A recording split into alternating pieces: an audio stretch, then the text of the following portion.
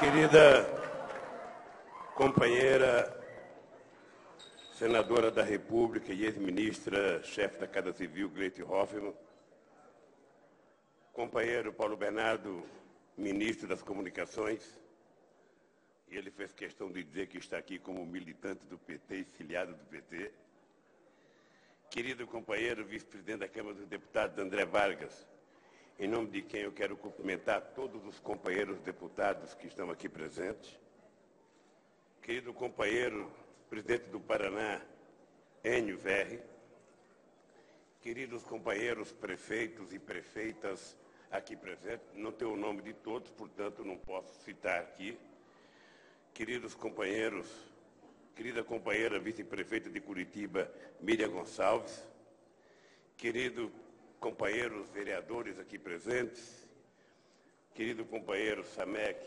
diretor-geral do Lado Brasileiro de Itaipu, companheiro Jorge Samek, meu querido companheiro Osmar Dias, se a nossa Gleisi estava com vontade de ter um vice, me parece que a aclamação aqui...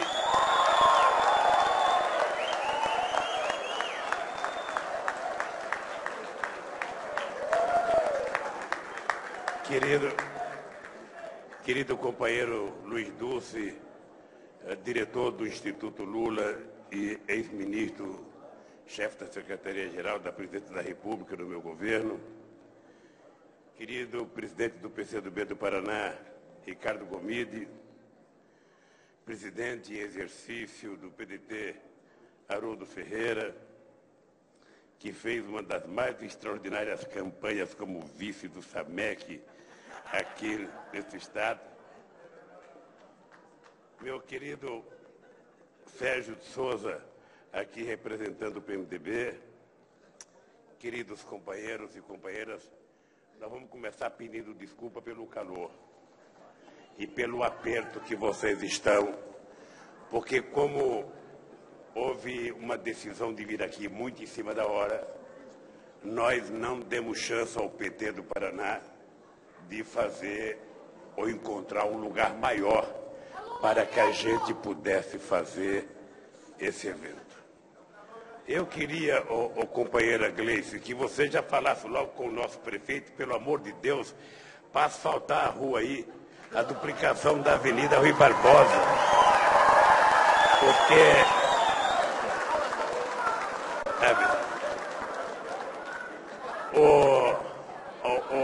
Abelha, vamos cuidar disso, Abelha. Vamos cuidar disso, Abelha. Eu não sei, Gleisi, esse ato aqui, o que é. Não pode ser um ato de campanha, porque você não pode ser candidato ainda, porque não teve convenção. Eu já fui multado em R$40 mil e tenho que pagar do próprio bolso cada vez que eu falo para votar na Dilma. Então eu não posso falar para votar na Dilma. Dizem, e pior é que não pode pedir para o partido pagar, sou eu que tenho que pagar do bolso. Bem, então, se eu continuar falando e for multado, vocês não vão ter que fazer uma vaquinha, vão ter que fazer para poder pagar. Mas de qualquer forma, fui eu que tomei a iniciativa de propor à companheira Gleisi que nós fizemos um ato aqui para discutir um pouco de política. Queria começar falando aos companheiros do PMDB. O PMDB é um partido que tem autonomia, vai decidir o que fazer, e eu quero agradecer a presença de deputados do PMDB aqui, porque na campanha de 2006, eu era candidato contra o Alckmin, e nem o Osmar e nem o Riquião me apoiavam aqui nesse estado. E eu vim aqui fazer uma campanha. Certamente o Osmar até hoje, quando vai deitar, me xinga, porque acha que fui eu o culpado da derrota dele. Mas, embora o companheiro Riquião não tivesse participado de nenhum comício comigo, e embora no último comício que eu vim aqui, que nós tivemos um comício com 30 mil pessoas, E o PMDB inteiro estava no meu palanque, com deputados estaduais, com vereadores, com prefeitos, com deputados federais, sabe? E mesmo assim, sabe, eu pedi voto para o Requião. Eu não te conhecia e eu acho que a gente precisa trabalhar com o PMDB, independentemente do que falam algumas personalidades do PMDB. É preciso conversar com as pessoas do PMDB, porque eu acho que nós temos muito para trabalhar ainda. Eu queria dizer ao companheiro Osmar, do PDT, Osmar, eu sei que é difícil tomar decisão. Eu sei que você um dia sonhou em voltar a ser senador, e eu sei que é muito complicado. Eu, se eu estivesse no teu lugar, eu estaria na mesma situação, tomar a decisão de ser senador e disputar com o irmão. Mais divergência que a gente tenha com o irmão da gente é irmão. A gente tem mãe, tem pai, tem irmãos, e a gente não pode levar para dentro da família as divergências partidárias ou éticas que a gente tenha. Agora, é importante você lembrar, querido, que não existe apenas o cargo de senador. Tem vários outros cargos que você pode participar.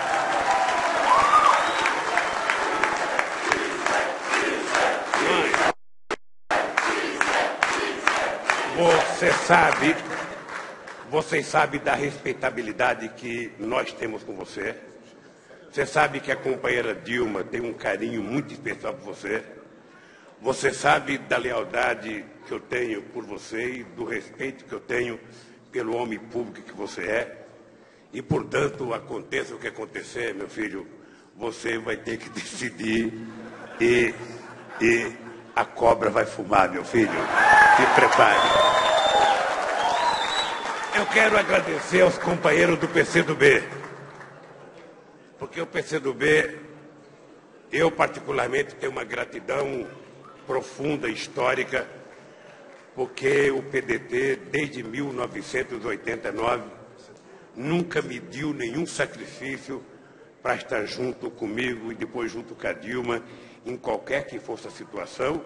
E, embora a gente respeite que muitas vezes em estados diferentes o PMDB tem o direito de ter candidatura própria, eu, sinceramente, sou muito grato à lealdade e ao companheirismo que o PDT teve comigo, desde que o PCdoB teve comigo, desde que eu fui candidato.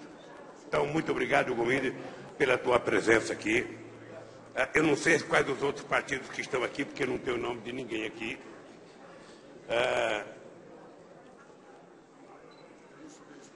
É só isso mesmo.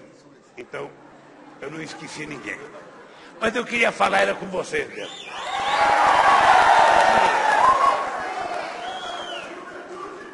Que eu está completando, ou melhor, já faz 3 anos e 3 meses que a companheira Dilma assumiu a presidência da República. Eu confesso a vocês que nesses 3 anos eu tenho trabalhado possivelmente mais do que quando eu era presidente da República. Tenho conversado com muita gente. Voltei a ler jornal, coisa que eu não lia quando eu era presidente. Voltei a ver televisão, coisa que eu não via quando eu era presidente. E voltei a acompanhar um pouco a política brasileira. E eu confesso a vocês que eu não consigo compreender. Eu nunca consigo compreender porque eu imaginava que um setor da sociedade brasileira não gostava de mim porque eu era nordestino, porque eu não tinha formação política, não era um cara, sabe, não tinha diploma universitário.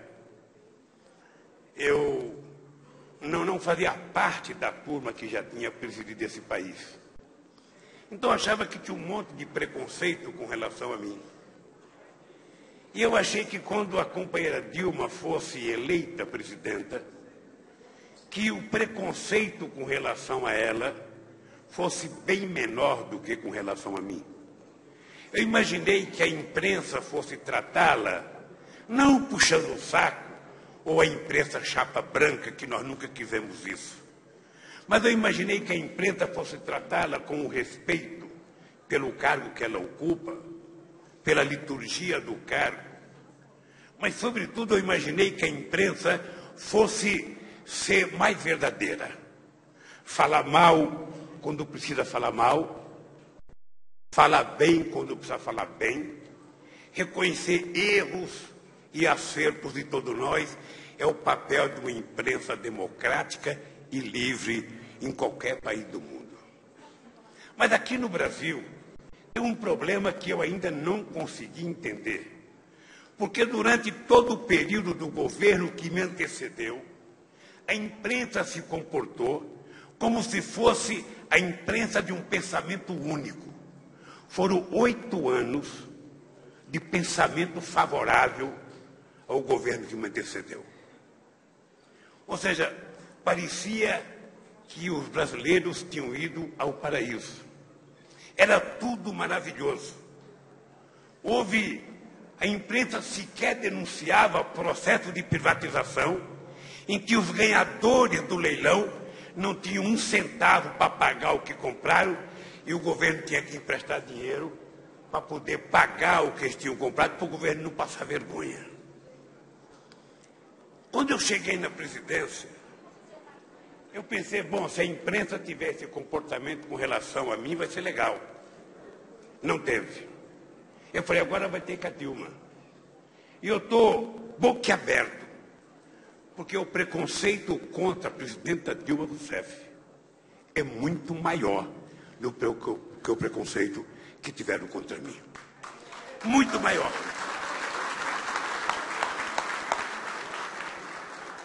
Um agravante que eu descobri que é muito triste é que o preconceito é contra a mulher. Pelo fato de que não estava previsto na cabeça da elite brasileira que a mulher pudesse ocupar os espaços políticos até ontem só ocupados por homens. A coisa é tão grave que você deve ter ouvido e assistido uma apresentação daquele Instituto de Pesquisa, o Data Popular. E você deve ter percebido que as mulheres, embora tenham crescido 185% no mercado de trabalho, não cresceu nem 1% a ida de nós homens para a cozinha. Porque é que é uma questão cultural. É uma questão cultural. É humanamente impossível imaginar que uma mulher, uma ex-guerrilheira, presa, torturada, tivesse sido indicado por um metalúrgico e essa mulher chegasse à presidência da República e estivesse fazendo o que está fazendo nesse país. Eu estou dizendo isso porque nós sabemos que vamos enfrentar uma campanha muito dura. Aliás, na minha vida, eu nunca tive nada de graça. Tudo é sempre muito complicado. E eu nunca reclamei da vida, porque eu fui criado sem reclamar da vida, porque eu via minha mãe com 8 filhos em volta de uma mesa passando fome e a minha mãe não reclamava. Ela sempre achava que no dia seguinte ia melhorar. Eu fui criado assim. E quando eu cheguei ao governo, ou melhor, durante a campanha, se eu fosse ouvir a orientação de muitos companheiros nossos, que diziam para mim que o Brasil estava quebrado, que o Brasil não tinha jeito, que a gente não ia resolver o problema da dívida externa, que a gente não ia poder pagar as exportações que o Brasil fazia e as importações, que a gente não ia poder lidar com o movimento sindical, que a gente não ia poder lidar com o Congresso Nacional, que o país estava quebrado. A inflação já estava a 12,5%, com perspectiva de chegar a 17%. E eu falei, meu Deus do céu, como é que eu vou governar esse país? Ele está quebrado. Por que as pessoas votaram em mim para governar uma coisa quebrada? Eu tomei uma decisão, que vai ser a decisão que você vai tomar, Gleice, que é o seguinte: eu não fui eleito para ficar dizendo que o meu antecessor não tinha feito. Não foi para isso que o povo me elegeu. O povo me elegeu para provar que um torneiro mecânico era capaz de fazer mais por esse país do que a elite brasileira tinha feito ao longo do tempo.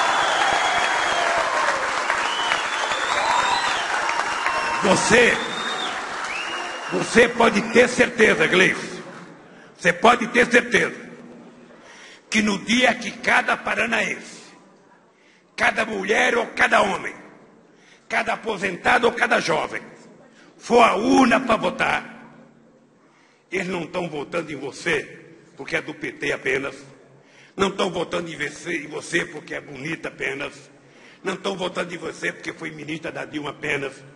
Eles estarão votando em você porque eles estarão depositando a esperança de futuro que ele tem nesse Estado nas suas mãos e na sua consciência. É para isso que nós somos eleitos. E é por isso que nós incomodamos tanto. É por isso que nós incomodamos. E é por isso que tem tanto preconceito contra nós. Afinal de contas, como é que nós conseguimos fazer o que eles não conseguiram fazer? Eu vou contar 2 casos para vocês. Este país teve presidente altamente diplomado, que ficou um monte de tempo no governo e não fez uma única universidade nesse país. E por que ele não fez? Ele não fez porque ele já tinha o diploma dele. Ele não fez porque já tinha pós-graduação. Ele não fez porque ele entendia, sabe, que nem todo mundo precisa ter faculdade, uma meia dúzia de dedos já está bom. Eu não sei se você sabe, Gleice, o Dulce deve estar cansado de ouvir isso, porque eu falo toda vez, ele escuta toda vez. Esse país, o povo desse país, foi tão judiado, que no Peru, que é mais pobre do que o Brasil, que é menor do que o Brasil, no Peru, a primeira universidade foi construída em 1550. E no Brasil, a primeira foi construída em 1930, 400 anos depois. Ou seja, numa demonstração de que a elite brasileira não tinha preocupação se o povo poderia ou não estudar. Eles já tinham estudado, eles faziam pós-graduação na Sorbonne, faziam pós-graduação em Harvard, ou em qualquer outra universidade. O pobre é o seguinte, o pobre tira diploma, do primário já está bom se tirar o diploma do primário, aprendeu a fazer o nome já está bom, e depois vai trabalhar. Se, quando muito, tira um diplominha como esse Lula de torneiro mecânico e está muito bom. Diploma universitário não é para o povo. Pois bem, então eles ficam incomodados. Como é que nós conseguimos fazer em 11 anos 18 universidades federais novas, mais de 130 extensões universitárias, criar o ProUni, criar o ReUni e criar o FIES? Quando nós chegamos, eu vou falar, meu amor. Quando nós chegamos no governo, sabe, tinha uma lei feita em 1998, uma lei que tirava do governo federal a responsabilidade pelo ensino técnico. Nós mudamos a lei E já fizemos até agora 365 escolas técnicas. Isso em 11 anos. Em 11 anos, nós fizemos 3 vezes mais do que tudo que foi feito em um século por eles. Em que momento da história deste país a gente teve um programa Ciência Sem Fronteira mandando 60 mil jovens atualmente estudando no exterior? Em que momento a gente teve um programa como o Pronatec, que já tem quase 6 milhões de jovens se formando? Isso incomoda.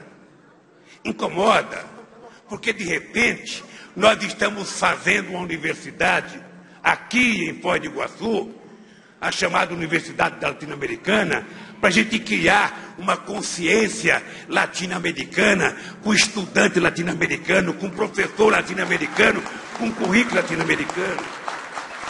De repente, inauguramos uma universidade na cidade de Redenção, no estado do Ceará, o primeiro lugar onde os escravos conseguiram a sua libertação, a sua alforria. Criamos uma universidade afro-brasileira para a gente pagar aos africanos o que nós devemos para eles, que não pode ser pago em dinheiro, mas pago com solidariedade. De repente, nós incomodamos, Gleice, porque nós fazemos apenas o óbvio, aquilo que eles poderiam ter feito. Eles tiveram mais chance do que nós. Eles governam esse país desde que Cabral chegou aqui. Eles governam esse país desde a proclamação da República. Nós somos os únicos intrusos que chegamos sem pedir licença, mesmo assim depois de perder 3 eleições. Depois de perder 3 eleições. Pois bem, tem muita coisa que incomoda eles e que vai precisar incomodar mais. Porque eles têm consciência de que este país tem possibilidades asseguradas de desenvolvimento e crescimento que não tem mais volta. Este país tem possivelmente uma das pessoas de maior caráter que eu conheço na vida governando este país. Uma pessoa que eu posso dizer para vocês, que eu posso dizer, a Dilma às vezes pode ser até como a mãe da gente. Nunca dá tudo o que a gente pede. Mãe é duro. Mãe é duro. Eu vejo lá em casa. Meu filho fala, ô mãe, me dá 5 pila. Ela fala, vou dar 2. Aí tem que chegar o Lulinha por fora e dar os outros 2. Não é assim mesmo? Então, veja, a Dilma, muitas vezes quando as pessoas dizem que a Dilma é dura, ela é dura porque a mulher está ocupando um lugar que era de homem. E ela está tendo sucesso num lugar que só homem tinha sucesso. E ela tem que ser mais cautelosa mesmo. E às vezes mais brava. Porque homem pode ficar rindo à toa. A mulher não. A mulher não, a mulher tem que, sabe? Se a mulher começar a vacilar, os caras já começam a pensar bobagem. Então a mulher tem que ser mais porreta mesmo. Mandar mais mesmo. É assim na casa da gente. O Osmar Dias falou grosso aqui, parece bravão. Mas ele sabe que na casa dele quem manda, ele sabe quem é. Ele sabe. E é na casa de todo mundo. É na casa de vocês também. Sabe, aqui tem mulher, estou vendo mulher com a cara de santinha, mas quando chega em casa, sabe, eu sei como é que funciona. Então, a Dilma, ela representa, sabe, o comportamento de vocês nesse país. E o que incomoda os nossos adversários? Ô, gente, quando nós chegamos na presidência, o Brasil era tratado como se fosse um vira-lata. Ninguém respeitava o Brasil, sabe? E muita gente da elite desse país tinha complexo de vira-lata também. Tinha. Tudo que era estrangeiro era bom. Tudo que era nosso não prestava. Nós, e eu tenho orgulho de ter recuperado a autoestima do povo brasileiro. Tenho orgulho.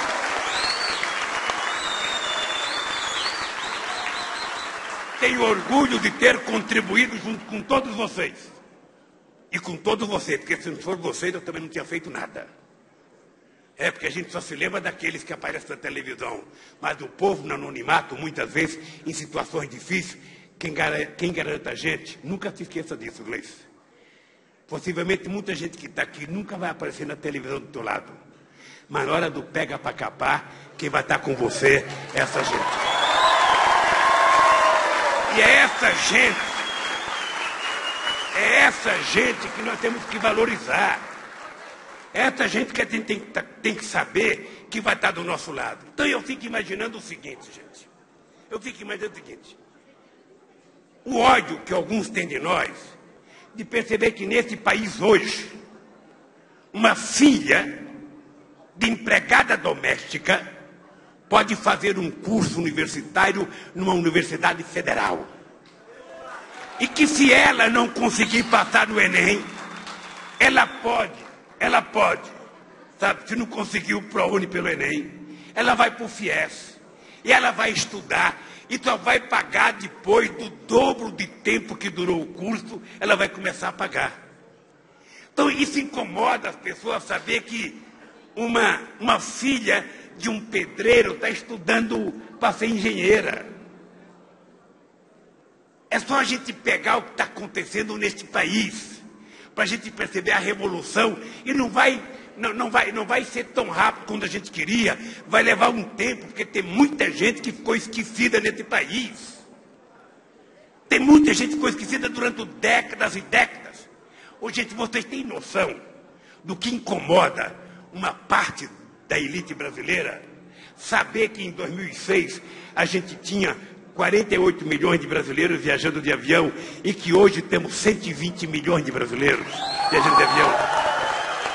Só o ano passado, Gleice, foi acrescido mais 10 milhões de pessoas andando de avião nesse país. Pessoas que já estão indo para a janelinha. Pessoas que estão chegando hoje, às vezes não sabem nem como sentar, mas estão viajando de avião. Não importa em quantas prestações. Incomoda muito que o pobre esteja comprando carro nesse país. Lá em São Paulo chega a dizer, é a desgraça do Lula. Pobre tem carro porque é esse tal de Lula que fez o pobre comprar carro. E se eu pudesse, gente, tinha muito mais pobre comprando carro nesse país. Olha, quem tiver incomodado porque o pobre está andando de carro, vai andar de ônibus para ver como é que o pobre sofria antes de ter um carro. Vai pegar um busão para ver como é que é. Outra coisa que incomoda, Gleice, é o seguinte. Tem muita gente metida a madame nesse país que na sexta-feira coloca um perfume para ir num jantar. Quando chega na segunda-feira, a empregada doméstica chega com o mesmo perfume que ela utilizou na sexta-feira. Não importa em quantas prestações. Às vezes a pessoa pagou em 10 prestações, não tem problema. Ora, mas isso é para acabar com essa história que pobre só gosta de coisa de segunda. Pobre gosta de coisa de primeira, de coisa tão especial.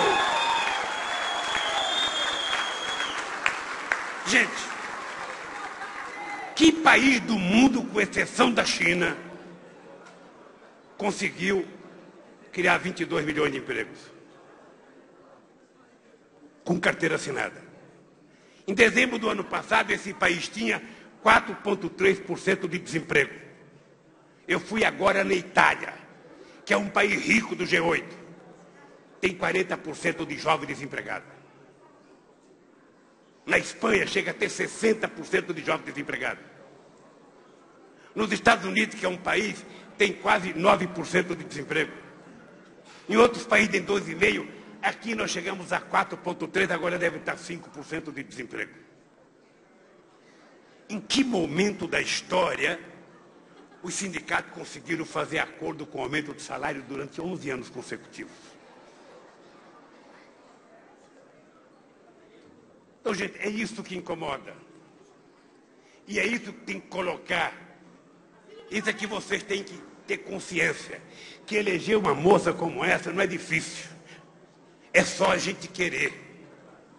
É só a gente não achar, estamos votando na Gleice, eu estou votando em mim. Porque se a Gleice chega lá, é vocês que estarão chegando lá. Hoje eu dizia para um grupo de empresários, reeleger a Dilma é a gente ter certeza de que esse país vai continuar sendo tratado com a seriedade que ele foi tratado. Esse país, durante o século XX inteiro, poderia ter se transformado na terceira, na quarta ou na quinta economia do mundo. Não se transformou. Porque nesse país não se imaginava que o pobre poderia ser a solução dos problemas econômicos. Então, companheiros e companheiras, eu vim aqui hoje, não para... Eu não sei como é que vocês vão fazer, mas eu vim aqui dizer para vocês que nós vamos ter que fazer com que essa moça seja governadora do estado do Paraná.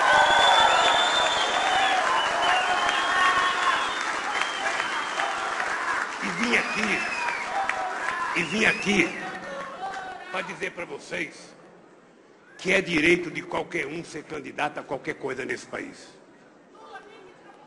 Mas vim aqui para dizer para vocês que eu não vacilarei. Farei todo o sacrifício que tiver ao meu alcance.